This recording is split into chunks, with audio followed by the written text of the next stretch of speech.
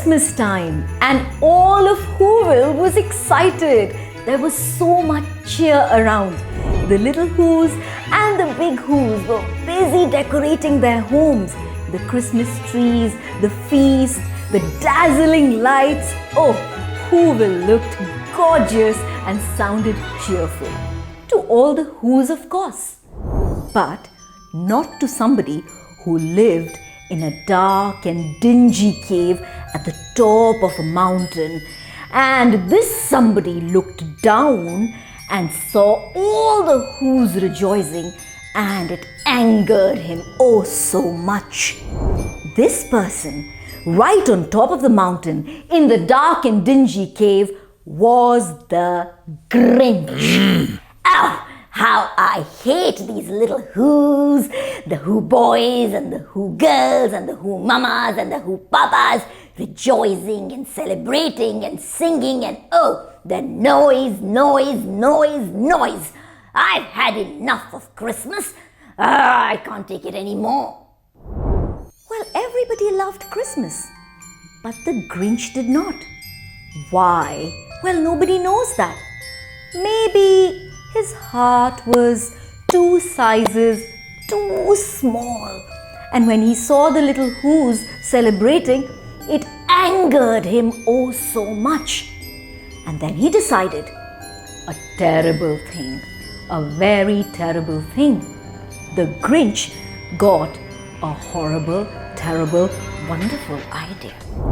I am going to steal Christmas. The Grinch said that and rejoiced because the thought was amazing for the Grinch, of course. There will be no trees, there will be no feast, there will be no cheer, and there will be no noise. What a delightful, wonderful, terrible idea.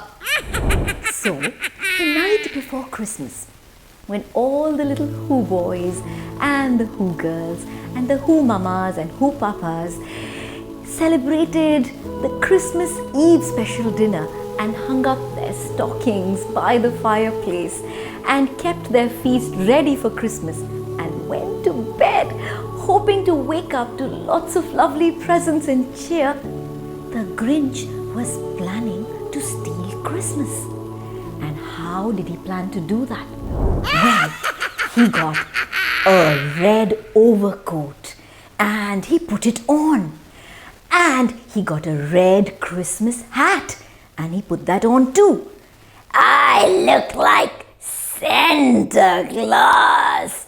But the difference is I'm not Santa Claus, I'm Grinchy Claus, he said as he patted his tummy, which was much too thin for Santa.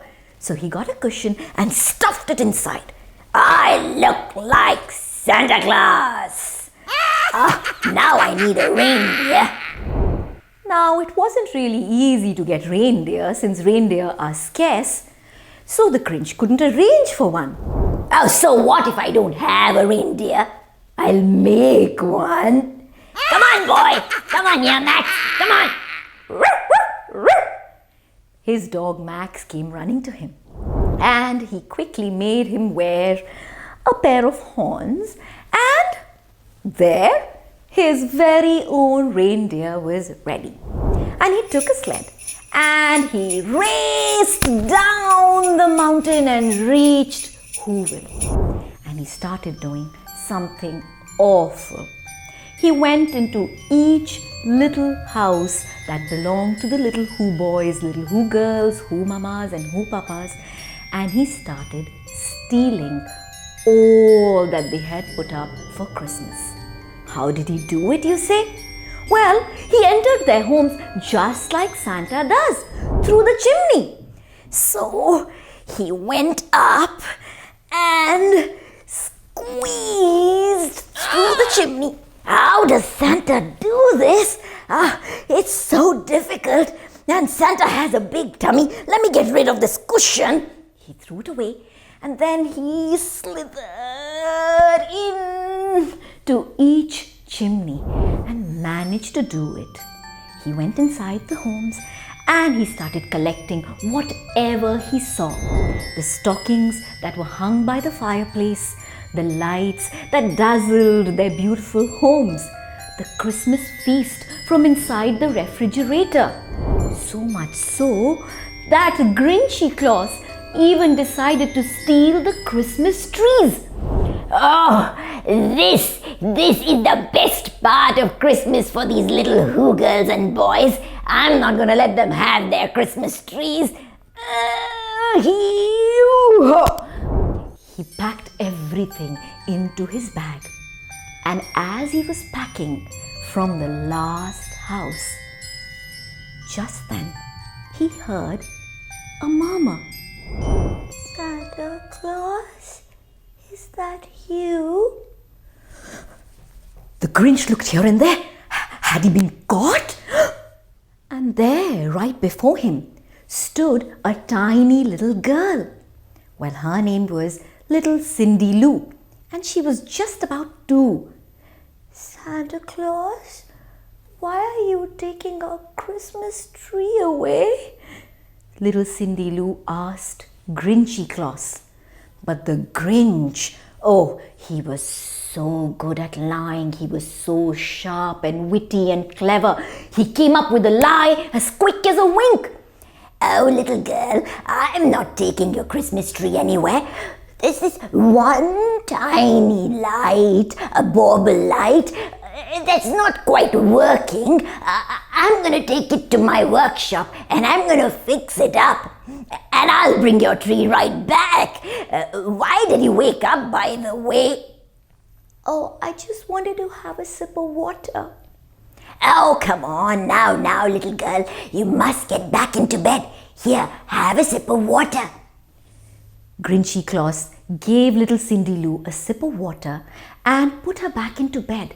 And then, with a wicked smile, dragged everything with him and pushed himself up, back into the chimney.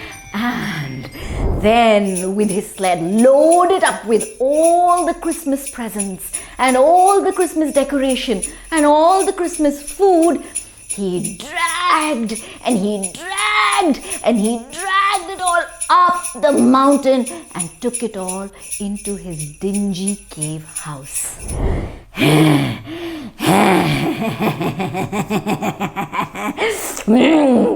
Now, when all the people of Who will wake up in the morning, they'll not find anything, and then they will not laugh and not make a noise. They will make a noise that I kind of like. They will cry, and there will be no Christmas this year. The wicked Grinch celebrated. Pretty soon, the sun rose, and the Grinch waited. He waited to hear those moans and those boos and the blahs and the sobs. And he heard something. But what was it that he could hear? Well, he didn't hear any gasps.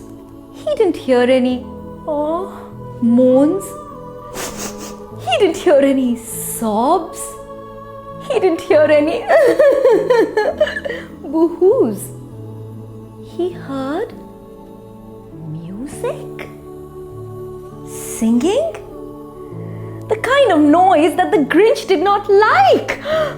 He peered to get a better look, and he saw what he saw, and it kind of shook him, because he saw all the little Who boys and the little Who girls and the Who mamas and the Who papas holding hands and singing. What were they singing? We wish you a Merry Christmas. We wish you a Merry Christmas. We wish you a Merry Christmas and a Happy New Year. We wish you a Merry Christmas. We wish you a Merry Christmas. We wish you a Merry Christmas and a Happy New Year. The Grinch was perplexed. He stood there looking absolutely baffled. How can this be? They don't have any cheer. They don't have any Christmas trees. They don't have any Christmas lights. They don't have any Christmas presents. They don't have any Christmas food. And they're still laughing and smiling and singing. They're happy. I thought I've stolen Christmas. But no. Turns out that you can't steal Christmas. And that very moment, the Grinch thought of something that he had never thought of. The Grinch realized that Christmas is much more than the presents. Christmas is not the gifts and the decoration. Christmas is a spirit of happiness, a spirit of joy, a spirit of kindness. And at that very moment, they say that the Grinch's heart grew 3 times its size, and it wasn't very tight anymore. And the Grinch felt tears streaming down his cheeks. What was happening? His face was flushed, and he realized that he had done a terrible thing. Come now, Max. It's time to fix things. And so, Max, the reindeer dog, and Grinchy Claus went all the way down the mountain with all the Christmas presents back into Whoville. And that's when little Cindy Lou saw them and said, "You see, I told you, Santa was going to bring back our tree, and there he comes with all our presents. He's fixed them all." The Grinch went and hugged little Cindy Lou, and everybody in Whoville hugged him too. And that night, they all celebrated a wonderful, delightful Christmas feast.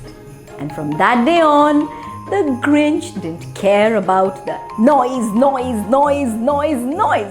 In fact, Christmas became his favorite festival. I hope you enjoyed the story.